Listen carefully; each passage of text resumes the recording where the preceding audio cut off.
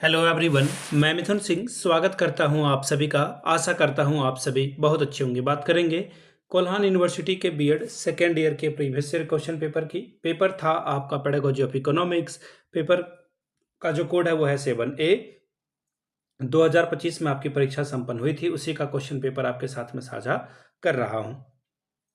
आगे बढ़ें उससे पहले मैं आपको बता दूं, पिछले 5 साल के जितने भी प्रीवियस ईयर क्वेश्चन पेपर हैं, सारे क्वेश्चन पेपर की पीडीएफ आपको 49 रुपीज़ में अवेलेबल करा दी जाएगी, ताकि आप तैयारी ठीक ढंग से कर पाएं। दूसरी बात, 199 रुपये में आपको सजेशन प्रोवाइड कर दिया जाएगा।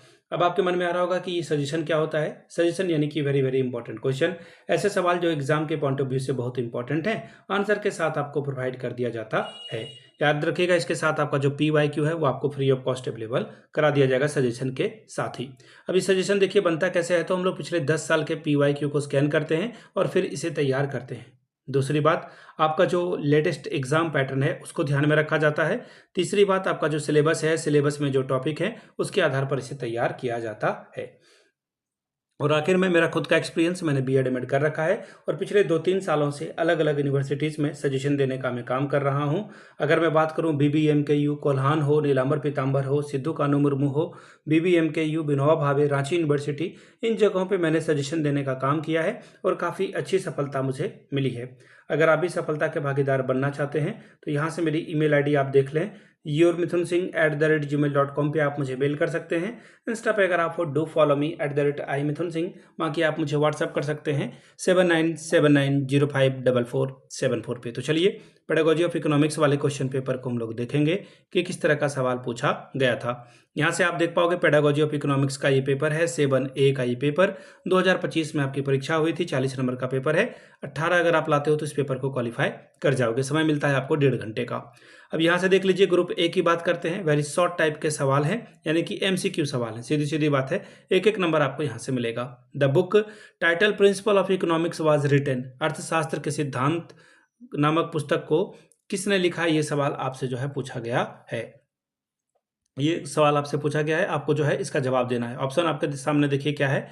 एक एक करके सारे क्वेश्चंस को हम लोग देख लेते हैं और इसका आंसर हम लोग देखते हैं। पहला है अल्फ्रेड मार्शल, दूसरा है एडम स्मिथ, तीसरा है हिक्स, चौथा ऑप्शन है आपका JK मेहता। यानी कि जो पुस्तक है जिसका नाम है प्रिंसिपल ऑफ इकोनॉमिक्स, यह पुस्तक किसके द्वारा लिखी गई है, इसका आंसर आपको बताना था। देखिए, कुछ सवाल मैं फिर से आपको बता देता हूं, पेडागोजिकल सेक्शन से सवाल कुछ पूछे जाएंगे और कुछ सवाल आपका डायरेक्ट इकोनॉमिक्स से सवाल पूछा जाएगा, सब्जेक्टिव, जो आपने पढ़ रखा है। ठीक है, चलिए यहां से आपका फिलहाल जो आंसर है, जिन्होंने भी टिक किया है बिल्कुल सही किया, अल्फ्रेड मार्शल जो है इसका सही जवाब है।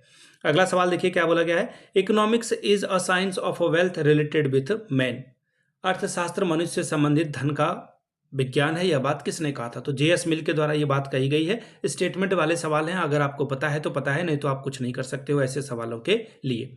तीसरा सवाल, what is the aim of teaching economics, अर्थशास्त्र शिक्षण का उद्देश्य क्या है। अर्थशास्त्र शिक्षण का उद्देश्य देखिए क्या है कि जो उपभोक्ता है, कुशल उपभोक्ता बनना, पहली बात। दूसरी बात कि आर्थिक जो नागरिकता है उसको विकसित करना, साथ ही साथ जो है जो समस्याएं हैं, इकोनॉमिकल समस्याएं हैं, उसको पढ़ना, समझना, गढ़ना और आगे बढ़ना। तो यहाँ पे आप सारे ऑप्शंस को अगर आप देखोगे, बोला गया है कि इफेक्टिव कंज्यूमर बनना, बिल्कुल। आर्थिक नागरिकता यानी कि इकोनॉमिकल सिटीजनशिप आगे बढ़ाना, बिल्कुल सही बात है। तो आंसर आपका देखिए क्या हो जाएगा, ऑल ऑफ दीज, सारी बातों को आप यहाँ पे ध्यान में रखते हो। सवाल नंबर चौथा, which type of evolution is conducted during the teaching learning process to monitor student progress, छात्रों की प्रगति पर नजर रखने के लिए शिक्षण अधिगम प्रक्रिया के दौरान किस प्रकार का मूल्यांकन किया जाता है। तो देखिए, इसका जो सही जवाब होगा वो हो जाएगा, आप समेटिव एग्जाम लोगे तो ये आखिर में एग्जाम लेते हो, यहाँ पे दौरान पूछा गया। देखो ध्यान से समझना मेरी बात को, क्वेश्चन का एक एक वर्ड इंपॉर्टेंट है, ड्यूरिंग। और ड्यूरिंग में क्या आता है, FA यानी कि आप जो फॉर्मेटिव असेसमेंट लेते हो। ऑप्शन आपका थर्ड करेक्ट होगा, रचनात्मक मूल्यांकन इसका सही जवाब है। अगला सवाल, योजना विधि का प्रयोग कहाँ किया जाता है, where is the project method used. तो देखिए इसका आंसर हो जाएगा, बाल केंद्रित पाठ्यक्रम में जो है योजना विधि का इस्तेमाल किया जाता है। चाइल्ड सेंटर्ड पेडागोजी में, करिकुलम में इसका इस्तेमाल होता है। अगला सवाल, what should be the curriculum be like, पाठ्यक्रम कैसा होना चाहिए, बहुत अच्छे से प्लान, सुनियोजित होना चाहिए, वेल ऑर्गेनाइज, सुव्यवस्थित होना चाहिए, बिल्कुल। फिर है हैविंग एक्सपीरियंस, अनुभव वाला होना चाहिए, या फिर इनमें से सभी। तो आंसर आपका ऑप्शन नंबर 4 होगा।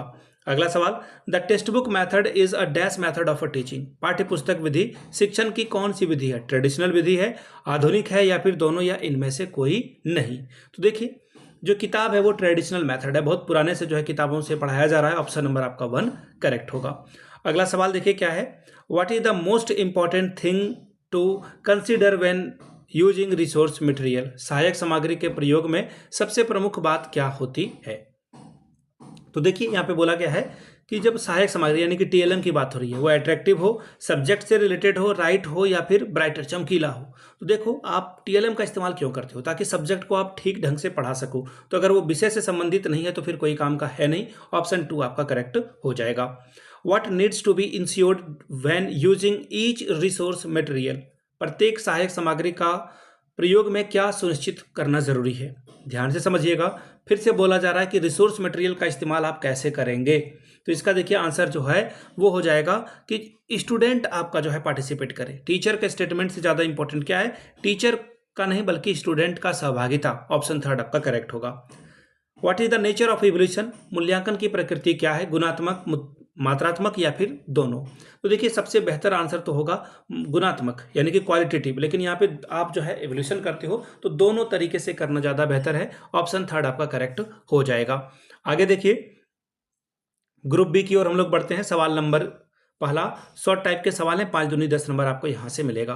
क्या है? Explain briefly what is the objective of a teaching economics of elementary level. प्राथमिक स्तर पर अर्थशास्त्र पढ़ाने के क्या उद्देश्य हैं? संक्षेप में बताएं। अगला सवाल, right on merit and demerit of a story telling method. कहानी सुनाना विधि के गुण और दोषों के बारे में बताएं। चौथा सवाल, define text book as a teaching learning material. शिक्षण अधिगम सामग्री के रूप में पाठ्य पुस्तकों को परिभाषित करें। सवाल number 5, what do you mean by summative evolution, explain it. योगात्मक मूल्यांकन से आप क्या समझते हैं, इसे समझाएं। बात करेंगे ग्रुप सी की। ग्रुप सी में देखिए किस तरह के सवाल पूछे गए हैं। लॉन्ग टाइप के सवाल हैं, 10 दूनी 20 नंबर आपको यहाँ से मिलेगा। सवाल नंबर देखिए पहला क्या है, what is the meaning of economics, explain about it's scope. अर्थशास्त्र का अर्थ क्या है, इसके क्षेत्र के बारे में बताइए। ठीक है जी। अगला सवाल, explain it in detail the को relation of economics, explain about its relation with other school subject. अर्थशास्त्र के आपसी संबंध को विस्तार से समझाएं। दूसरे स्कूल विषयों के साथ इसके सह संबंध को विस्तार से समझाइए। अगला सवाल, what is project method, explain it's process and merit. योजना विधि क्या है, इसकी प्रक्रिया और गुण को बताएं। सवाल नंबर 9, define television as a teaching learning material. शिक्षण अधिगम सामग्री के रूप में टेलीविजन को परिभाषित करें। तो ये था आपका सवाल जो कि था पेडागोजी ऑफ इकोनॉमिक्स से। अगर आपको पिछले 5 साल का PYQ चाहिए तो ये आपको 49 में और सजेशन आपको 199 रुपये में प्रोवाइड कर दिया जाएगा। यहाँ से मेरी email ID आप देख लें, yourmithunsingh@gmail.com पे आप मुझे मेल कर सकते हैं। इंस्टा पे अगर आप हो डो फॉलो मी @imithunsingh। बाकी आप मुझे व्हाट्सअप कर सकते हैं 7979054474 पे। वीडियो को आपने यहाँ तक देखा, प्यार दिया, इसके लिए आप सभी का बहुत बहुत शुक्रिया। Have a good day.